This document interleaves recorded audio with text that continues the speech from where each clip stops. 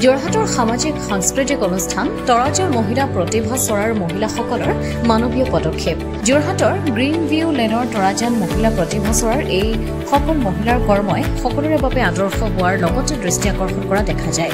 বৰ্তমান শীতৰ সময় আৰু এই সময়ত বহু দুখীয়া দৰিদ্ৰ লোকে এখনি গৰম কাপোৰৰ লগতে বস্ত্ৰৰ বাবে হাহাকাৰ কৰিব লগা হয়।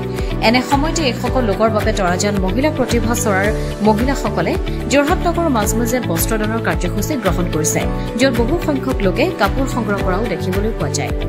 ব্যুৰ ৰিপৰ্ট, পোহৰ লাইভ 8।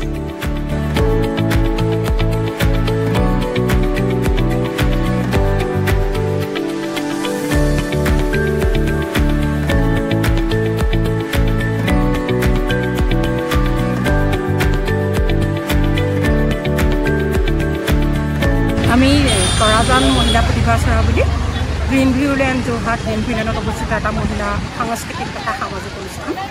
আমি মূলতঃ সাংস্কৃতিক দিশত আমি বেছিকৈ কাম কৰিছিলোঁ, কিন্তু এইবাৰ আমি ভাবিলোঁ সামাজিক কাম কিছুমানো কৰোঁ।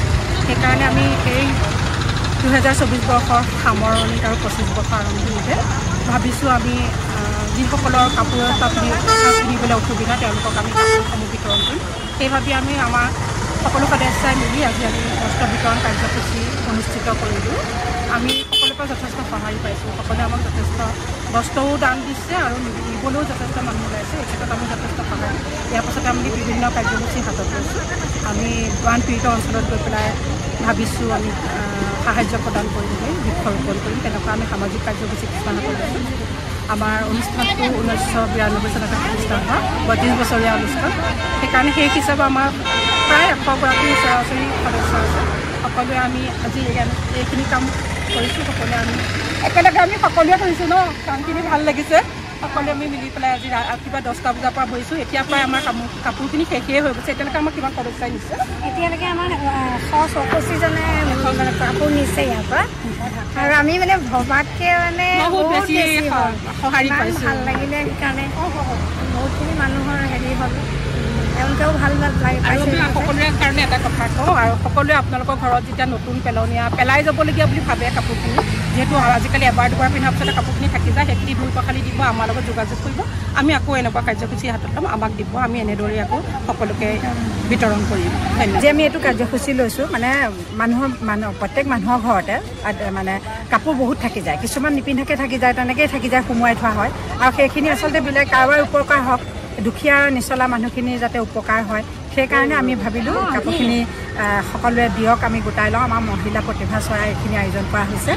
গতিকে সকলোৱে সদস্য সকলোৱে কাপোৰ কানি ইয়াত দিবলৈ দিছে। আৰু আজি আমি তাৰিখটো ঠিক কৰি লৈছোঁ যে আমি আজিয়ে এই কামটো কৰিম আৰু মানুহৰ উপকাৰ হওক। ঠাণ্ডাও আহিছে, ঠাণ্ডাত অলপ যাতে মানুহখিনিৰ উপকাৰ হয় তাৰ কাৰণে আমি ব্যৱস্থা লৈছোঁ।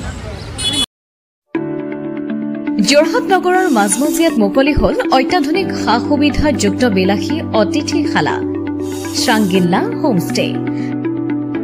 দৈনন্দিন জীৱনৰ ব্যস্ততাৰ মাজত অকণমান সময় বা এটা ৰাতি এটি শান্তিৰ সেউজীয়া ঘৰুৱা পৰিৱেশত নিজৰ প্ৰিয়জন অথবা পৰিয়ালৰ লগত কটাব বিচাৰিছে নেকি আপুনি? তেনেহলে আহক শ্ৰাংগিল্লা হোমষ্টেলৈ। শ্ৰাংগিল্লা হোমষ্টে পৰিয়ালৰ পৰা আপোনালৈ আন্তৰিক স্বাগতম। হয়, এটা অসমীয়া ঘৰুৱা পৰিৱেশৰ লগতে আপোনালোকে ইয়াত লাভ কৰিব শ্ৰাংগিল্লা পৰিয়ালৰ উষ্ম আতিথ্য আৰু অসমীয়া থলুৱা খাদ্য সম্ভাৰ।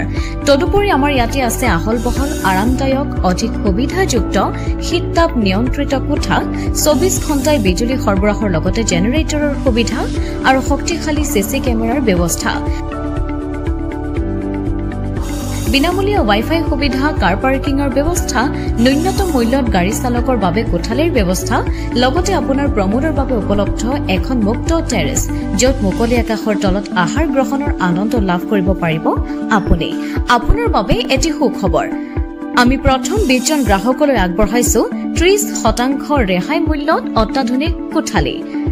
3জনৰ বাবে উপলব্ধ কোঠা 3000, কিন্তু বৰ্তমানৰ মূল্য 2100 টকা প্ৰতি নিশা।